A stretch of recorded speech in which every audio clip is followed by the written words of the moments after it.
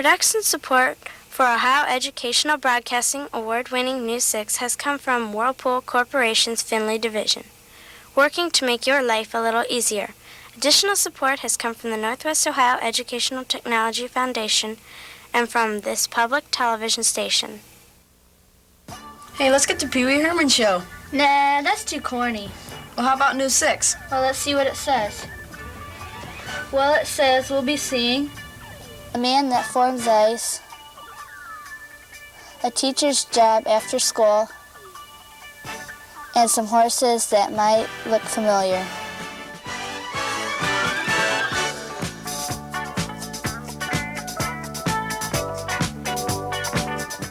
Hi, and welcome to News 6. I'm Sarah Heilsorn from North Richland Adams Elementary School in Defiance, Ohio. Here with our first story is Angela Steffel. When the weather warms up each spring, many of us would just as soon forget about ice. But a man in Defiance makes ice a year-round hobby.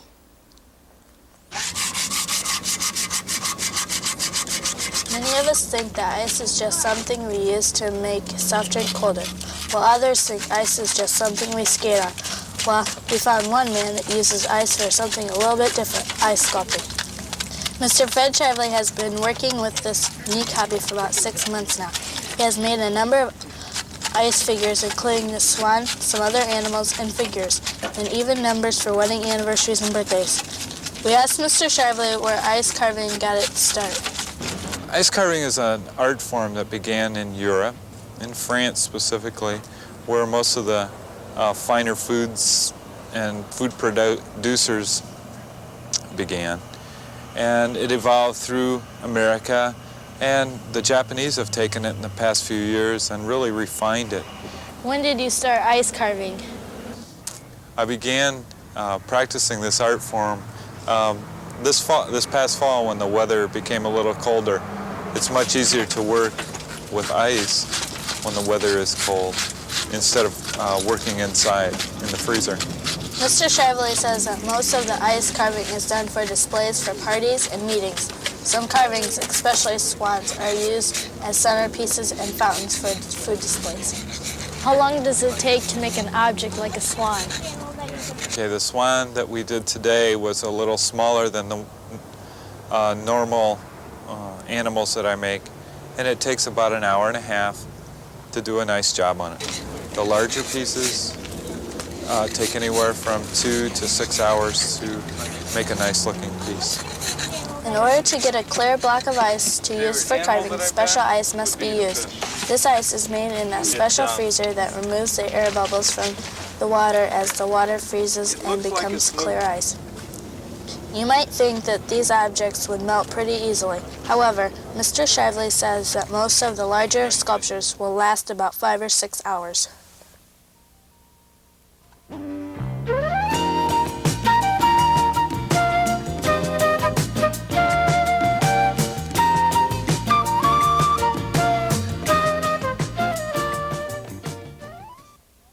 Today's show is being produced by the 6th grade at North Richland Adams Elementary School in the Northeastern Local School District in Defiance, Ohio. Defiance is located about 40 miles southwest of Toledo. The town was founded in 1836 and has a current population of about 40,000. One of the most beautiful breeds of horses is the Clydesdale.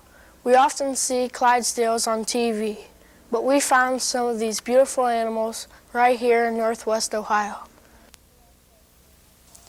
Many of us have seen Clydesdale horses on television and advertisements. These horses are some of the most popular and easily identified horses around the world.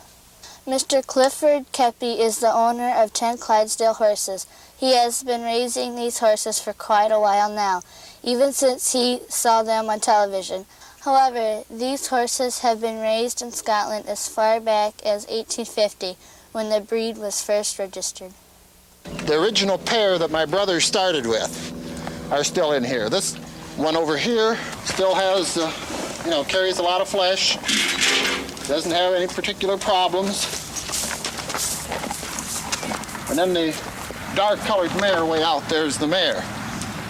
The horses are definitely not small. They are quite large by the time they are full grown. At this point, they weigh about 1 ton. When they are born, they weigh about 150 pounds. Right now they're eating a grain mix. You can see there's corn in it, rolled oats, there's some pellets, horse pellets, and then we mix in some minerals and vitamins and a lot of liquid molasses. Mr. Kepi takes the horses to fairs and parades each year and has won some trophies and awards at many of these events. This year, however, Mr. Kepi plans to take his horses only to a few fairs.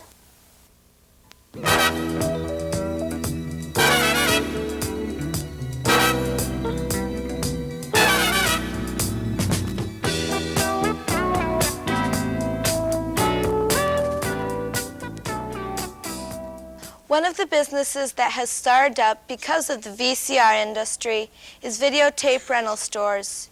2 members of our staff at North Richland Adams have joined in. Mr. Dennis Little owns and operates his own business, in addition to his usual job as a 5th grade teacher at NRA. Mr. Little and his partner, Mr. Brown, the principal of our school, have been running Video World, a video cassette store in Defiance. News 6 traveled to Video World to talk to Mr. Little about his business. Mr. Little, why did you start this business? Well, I helped my cousin about 2 years ago get started in a video business, and I thought someday I'd like to have my own business. So Mr. Brown and we were talking one day about starting a business, and that's how Video World got started. Why did you choose this location?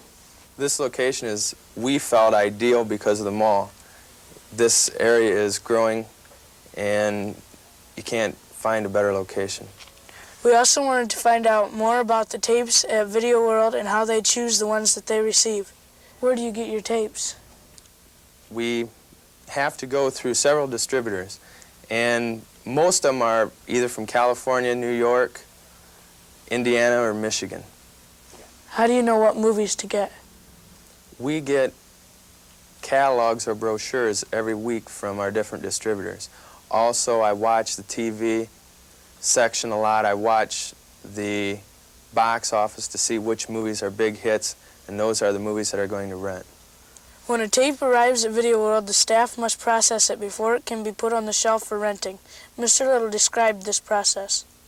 When we order a movie, they tell you exactly or close to when the movie will come in. We have the brochure, we order the movies, we get the movies from UPS, shipped directly to us. Then we have to go through, open it, check the movies, and put them in our categories. All of our movies are categorized in the store. Horror movies, comedies, children's. Do you think the business will ever die out? No. I think it's a growing business with all the new movies. There's new movies every day going to different box offices. This business will never die out. That's all for this week's show. Join us next week when News 6 travels to Attica, Ohio.